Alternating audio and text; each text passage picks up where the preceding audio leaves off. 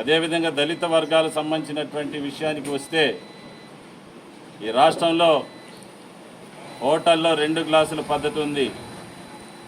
అస్పృశ్యత ఉంది, అంటరానితనం ఉందని చెప్పేసి చంద్రబాబు నాయుడు గారు ముఖ్యమంత్రిగా ఉన్నప్పుడు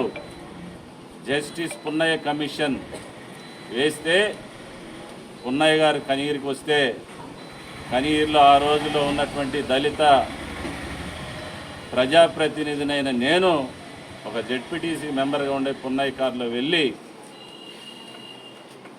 కొన్ని గ్రామాలు తిరిగినటువంటి చరిత్ర. పున్నయ్య గారు కమిషన్ రిపోర్టు ఇచ్చిన వెంటనే ప్రసిద్ధి చెందినటువంటి శివాలయాల్లో కూడా దళితుల్ని ఆ దేవాలయ ప్రవేశం చేయించి అగ్రవర్ణాల వారితోటి సహపంక్తి భోజనాలు పెట్టించినటువంటి చరిత్ర మా నాయకుడు నారా చంద్రబాబు నాయుడు గారు.